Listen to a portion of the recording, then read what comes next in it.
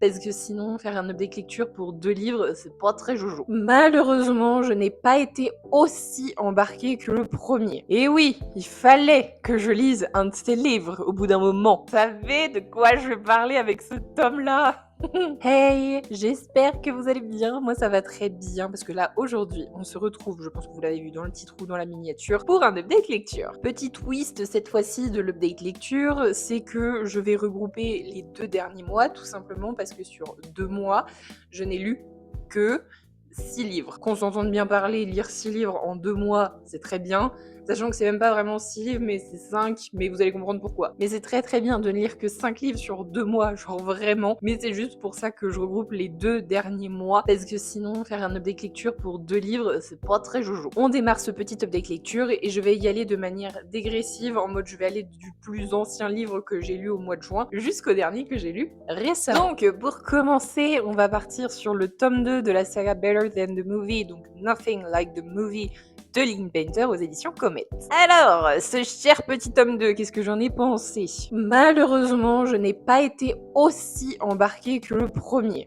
Je m'explique. Déjà, pour vous donner un ordre d'idée quand même, au niveau des notes que j'ai mis sur Livre Addict, on est quand même à 15 sur 20, ce qui n'est pas non plus aberrant comme note, je trouve. Mais je me souviens que par rapport au premier, je l'ai lu, j'étais là en mode « Bon, c'est sympa », mais en même temps, ça casse pas trois pattes à un canard, je trouve. Là aussi, je m'explique. En gros, l'intrigue générale est plutôt cool sur la suite de l'histoire des 2 personnages, mais c'est juste que je l'ai trouvé un peu plus fade et sans forcément le grand intérêt, notamment sur l'intrigue du fake dating. Les personnages sont censés être à l'université, du moins à ce moment-là. Normalement, sont censés être des adultes. Alors, je sais que quand on a 18-19 ans, on est des bébés adultes, donc clairement, en termes de réflexion et de façon de faire, c'est pas la même chose. Alors là, je sais plus s'ils ont 18-19 ans ou peut-être un peu plus, mais il y a des moments, notamment sur le personnage de Wes, où je le trouvais un peu nounouille sur certaines réactions, je trouve. Et pour Liz, ça allait un peu mieux parce que, à défaut, je trouvais que c'était plus dosé, parce que normalement, dans le premier tome, elle est hyper fan des comédies romantiques et tout, genre vraiment tout tourne autour de ça, et c'était peut-être un des points négatifs du tome 1. Là, forcément, vu qu'elle a changé et grandi, on lui met cette intrigue du fait que ce soit un peu plus dosé, et ça j'ai un peu apprécié quand même, on va pas se mentir. Mais en même temps, la relation entre les deux m'a pas tant transcendé que ça. Et comme je disais, vraiment le fake dating sur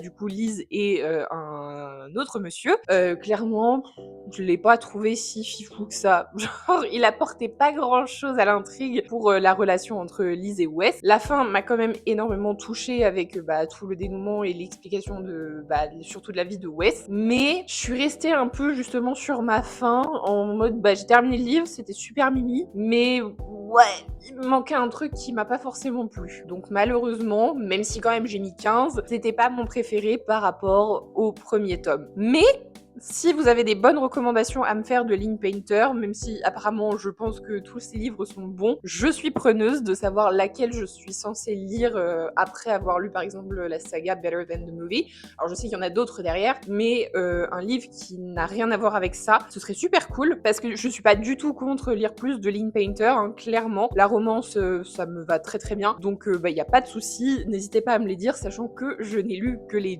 2 tomes de Better and Nothing Like the Movie, donc vous pouvez aller sur tout le reste, je ne les ai pas lus. Ensuite, vous savez de quoi je vais parler avec ce tome-là?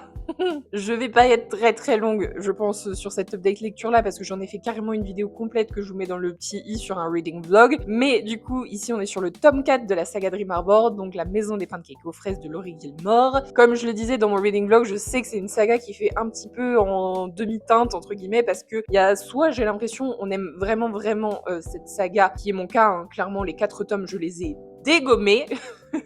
Et j'attends le tome 5, la traduction du moins du tome 5 en octobre avec très grande impatience, mais là vraiment celui-ci je l'ai dégommé. Mais du coup, pour reprendre un petit peu ce que je disais dans le reading vlog, ce livre-là clairement a été mon préféré.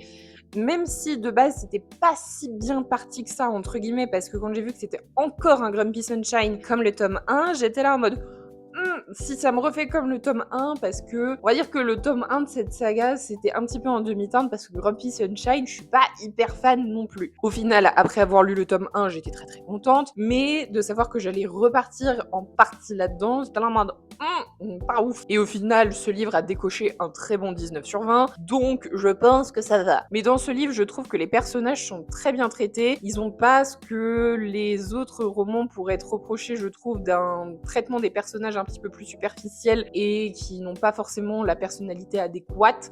Là, je trouve que ce soit le papa, la nounou ou la petite fille, clairement, on a un traitement qui est hyper adapté à l'évolution du livre et je trouve que c'est ça qui a tout fait dans cette histoire. Parce que les personnages n'avaient pas un trait de personnalité très linéaire, c'était vraiment évolutif avec des côtés hauts, des côtés bas et qui s'adaptait au moment de l'histoire justement. Je découvre également la trope single dad avec ce livre et clairement, je ne dis pas non, j'aime. Genre vraiment le papa était tellement... Alors au début il était un peu relou, j'étais là en mode... si je reste comme ça va être très très relou, mais bon, c'était le côté grumpy. Et au final, il était tellement mimes avec sa fille, genre vraiment.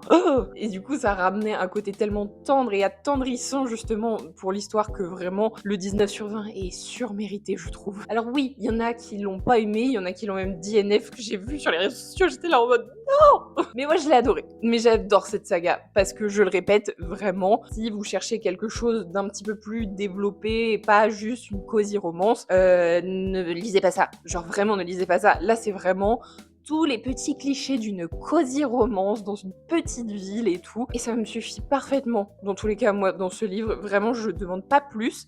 Donc, si vous êtes dans mon cas, vraiment foncez. Sinon, passez votre chemin. Mais d'ailleurs, là, on est le 4 août aujourd'hui. Et ce matin, quand j'ai regardé les réseaux sociaux, j'ai cru voir qu'elle venait en France, Laurie Gilmore, en dédicace. Alors, je crois que c'est Lyon et Paris, si je dis pas de bêtises. Mais si ça vous intéresse, je transmets l'information. Parce que je sais que ça va en plaire à certains. Là, si déjà le livre d'avant que je vous avais présenté pour moi était un banger absolu de saga, il faut que je vous montre celui-là. Et je pense que vous l'avez reconnu, mais du coup c'est Un printemps pour te succomber de Morgane Moncomble. Comment vous dire que celui-là, mais évidemment qu'il a eu 20 sur 20 et un coup de cœur de ma part. Déjà, je dois souligner le fait que ce livre fait un peu plus de 600 pages et que pour une lectrice tortue, quand j'ai vu 600 pages, j'ai fait « il a intérêt d'être bien ».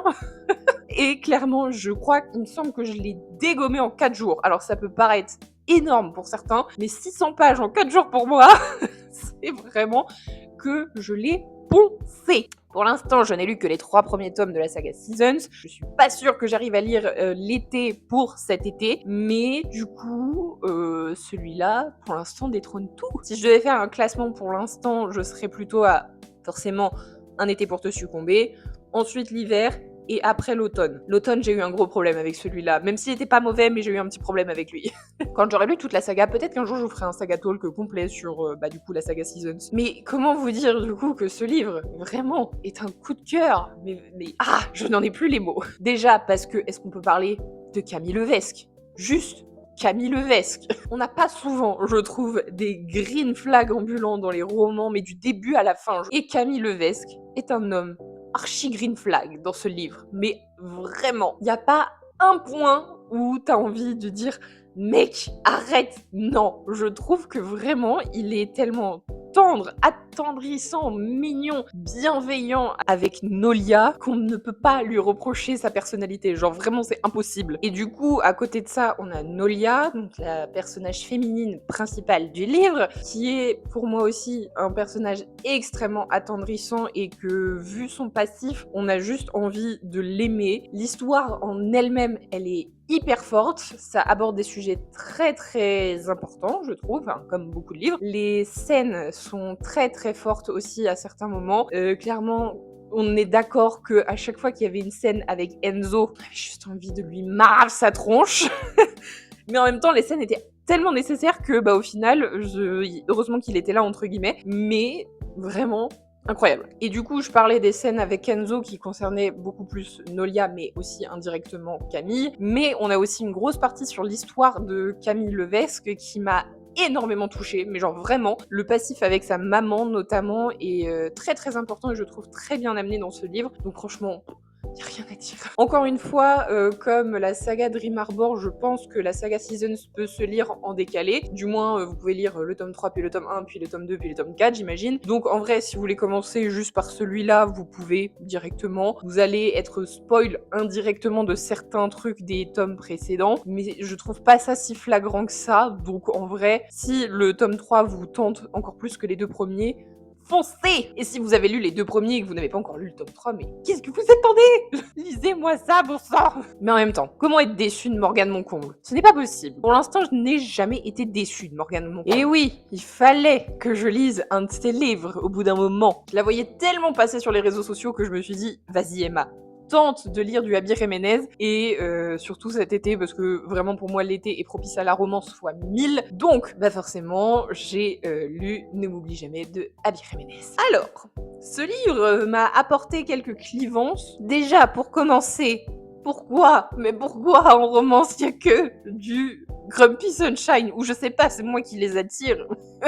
Genre vraiment, tu sais, quand j'ai vu que c'était encore un Grumpy, j'ai fait mais c'est pas possible. Stop. Mais c'est pas grave, j'ai dit c'est pas grave, je le lis quand même, il y a aucun problème. Et alors, pour commencer, déjà, j'ai une copine qui pourrait en être témoin, mais j'ai démarré ce livre, mais avec un fou rire. Mais vous n'avez pas idée. Je sais pas si j'étais la seule à taper un fou rire dans ce livre, mais les premiers chapitres m'ont tué de rire parce que j'ai peut-être un humour très très léger, mais il y avait des conversations, j'étais là mais en mode c'est lunaire ce qui se raconte. Et le fait qu'elle ait appelé son chat par la situation qui a amené la fille à aller au vétérinaire, j'étais là en mode mais non, tu l'as pas appelé comme ça quand même. Et vraiment, rien que juste pour ça, j'ai tapé un fou rire. Mais du coup, au final, au début, ça allait. J'étais là en mode, ok, y a pas de souci. Si ça doit me faire rire comme ça, bon bah tant mieux. Si c'est un peu décalé, y a pas de problème. Moi j'aime beaucoup les livres avec un humour décalé, donc y a pas de souci. Le petit point négatif, c'est le style d'écriture entre guillemets, parce que c'est écrit au passé simple, à l'imparfait, et moi j'aime pas trop quand c'est écrit comme ça. C'est moins fluide, je trouve, quand c'est écrit à ces temps-là. Donc j'étais là en mode bon, why not? On verra si j'arrive à aller jusqu'au bout. Au final, ça m'a pas tant posé de problème, donc j'ai dit c'est bon, ça passe. Mais je sais qu'il y a un point qui va faire, je pense, beaucoup clivance, c'est que sur les réseaux sociaux, j'ai vu très souvent que la romance était un coup de cœur pour beaucoup. Moi, ça n'a pas été le cas. La romance n'a pas forcément été un coup de cœur dans ma lecture entre ces deux personnages. Je sentais pas forcément autant la symbiose que tous les gens ressentaient. Et j'étais là en mode, ah, c'est dommage! Par contre, gros point fort, parce qu'à défaut, même si la romance m'a pas forcément fait tilter plus que ça, j'ai adoré le passif des deux personnages. Alors, adoré, on s'entend parler, parce que vu le passif des deux, surtout de Xavier, on est là en mode, bah c'est pas génial. Mais du coup, j'ai adoré en apprendre plus sur leur passif, et plutôt pour Samantha, sur sa vie actuelle, comment elle devait gérer, bah du coup, la maladie de sa maman. Mais sinon, après, quand ils étaient ensemble, parfois, j'étais là en mode...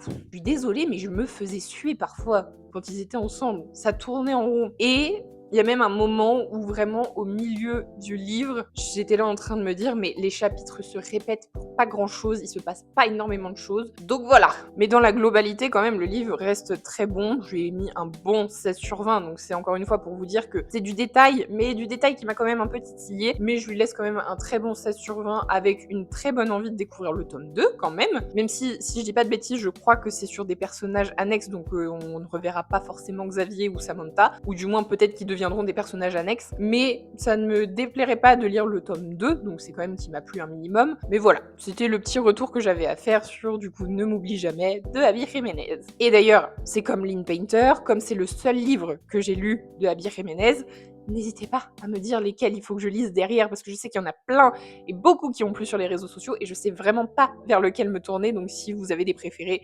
dites-le moi en commentaire. Je suis tellement déçue, vraiment. Ici, malheureusement, on est sur ma première vraie grosse déception de l'année qui a littéralement amené à un abandon de cette lecture. Et pourtant, je suis dégoûtée parce que j'étais quasiment à la moitié du livre, mais au final, je sentais vraiment que je partais sur une panne de lecture après cette lecture-là, si je la terminais. Donc, c'était hors de question pour moi de finir comme ça. Donc j'ai dit, je préfère dire stop à cette lecture. Et donc, pour ceux qui ne l'ont pas reconnu, on est sur le roman La pâtisserie des souvenirs de Lee On-hwa. Et Je pense que j'avais mis beaucoup trop d'attentes par rapport à cette lecture parce que j'avais vraiment envie de découvrir un autre univers littéraire et là notamment la littérature plutôt coréenne, ce qui n'est pas du tout le point négatif. C'est peut-être le seul point positif d'ailleurs dans ma lecture, c'est que vraiment du peu que j'ai lu ou du moins de la moitié que j'ai lu, ça nous plonge vraiment dans cet univers beaucoup plus coréen et où on quitte complètement les romances type occidentales. Et du coup ça me plaisait beaucoup. L'histoire est beaucoup plus lente, mais j'imagine que c'est plutôt dans cet univers-là que les livres sont plus lents à la lecture, mais c'est très cool quand même. Mais il y a un point. Et là, j'ai dit non, ce n'est pas possible. C'est que comme l'histoire est très lente, je ne pouvais pas tolérer que les chapitres fassent 60 pages. Et je ne rigole même pas, les chapitres font vraiment 60 pages. Sachant que vous mélangez ça au fait que je n'avais pas vu qu'il y avait du fantastique dans ce livre. Alors, je n'ai rien contre le fantastique. Genre vraiment, ça doit être un genre littéraire incroyable. Mais juste, moi je n'aime pas ça du tout. J'ai dû lire 3 livres, et encore sur les 3 livres que j'ai achetés où il y avait du fantastique dedans, j'ai dû en terminer un, et je compte ça dedans. Je n'arrive pas avec les livres qui contiennent du fantastique. Donc, si vous mélangez le fait que ce soit une lecture très lente, avec du fantastique, qui n'est pas du tout mon genre littéraire de prédilection, et des chapitres qui font 60 pages, c'est non. C'est non, non et non. Donc, malheureusement, c'est un abandon pour celui-là. Si vous avez d'autres recommandations qui ne sont pas du fantastique, juste vraiment qui ne sont pas du fantastique et qui peuvent m'amener dans des lectures avec des cultures différentes, dites-le moi en commentaire là aussi, mais juste pas de fantastique. Mais c'est dommage, hein, parce que je suis sûre que le livre doit être vraiment bien quand on apprécie vraiment le genre au maximum. Mais comme c'est pas mon cas, je n'ai pas du tout accroché. Et du coup, pour contrer un petit peu cette possible panne de lecture, je suis retournée à la librairie et j'avais très envie de me procurer un roman graphique parce que ça faisait des mois que je n'en avais pas lu un seul. Et comme j'ai un amour inconditionnel pour les romans graphiques, il fallait vraiment que je m'en procure un, au moins un dans l'année. Parce que comme ça coûte entre 25 et 30 balles, c'est machin, moi j'ai pas le budget si je dois prendre d'autres livres à côté.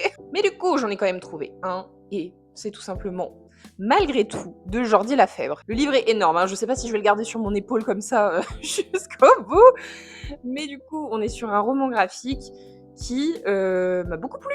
Genre vraiment, l'histoire est plutôt simple, hein, vraiment, on est sur une relation un peu secrète, entre guillemets, entre ces deux personnages-là, parce que elle est en couple, enfin elle est même mariée et a un enfant, et lui par contre est célibataire et du coup est plus un vadrouilleur de la mer, si on peut dire ça comme ça. Et le petit subterfuge de ce roman graphique-là, qui m'a d'ailleurs valu des recherches sur internet parce que j'étais là en train de me dire mais c'est un tome 2, je comprends rien, pourquoi on commence avec le chapitre 20? Et en fait, c'est ultra intelligent ce qui a été fait dans ce roman graphique là, c'est que on suit leur vie, mais littéralement leur vie parce qu'on commence l'histoire, ils sont pépé mémé, et on revient sur leur jeunesse en dégressif, donc c'est-à-dire qu'on fait leur vie à reculons. Donc on voit ce qui se passe dans les derniers chapitres et on comprend ce qui se passe dans le chapitre qu'on a lu précédemment dans le chapitre d'après. Enfin bref, j'ai trouvé ça super intelligent au niveau de l'écriture et de la lecture du coup de ce roman graphique, donc franchement, foncez. Mais du coup, c'est en le lisant que j'ai compris que c'était bien un tome 1, enfin même un tome unique, mais vraiment j'ai adoré, les dessins sont très beaux aussi, c'est très doux, les couleurs sont pas du tout agressives, le type de dessin est vraiment très mignon, et les personnages sont très attachants aussi. Lui, extrêmement beau gosse quand il était jeune, mais même Pépé, genre il est vraiment beau. Donc franchement, ça lui a valu un énorme 18 sur 20 parce que c'était pas non plus un coup de cœur absolu, donc il n'y a pas eu de 20, mais j'ai pas grand chose à lui reprocher au niveau de l'histoire. Donc pour moi, ça part en 18 sur 20. Donc voilà, j'ai terminé mon petit update lecture sur le mois de juin et juillet. Le prochain update lecture, je sais pas quand est-ce qu'il sera. Ça se trouve, ce sera un update de fin d'année pour vous expliquer tout ce que j'ai lu au cours de la deuxième moitié de l'année. Donc on verra quand est-ce qu'on se retrouve et même pour la prochaine vidéo dans tous les cas. N'hésitez pas à me dire en commentaire si vous avez eu des petites lectures coup de cœur en ce moment, ou ce que vous êtes en train de lire, ce que vous avez envie de lire et tout. Moi, ça me ferait très plaisir de découvrir ça. Si la vidéo vous a plu, n'hésitez pas à me le faire savoir en vous abonnant, en lâchant un petit like, un petit commentaire. Bref, vous connaissez le truc, mais ça soutient vraiment et ça fait extrêmement plaisir. Je vous fais plein de gros bisous et nous, on se retrouve dans une prochaine vidéo. Ciao!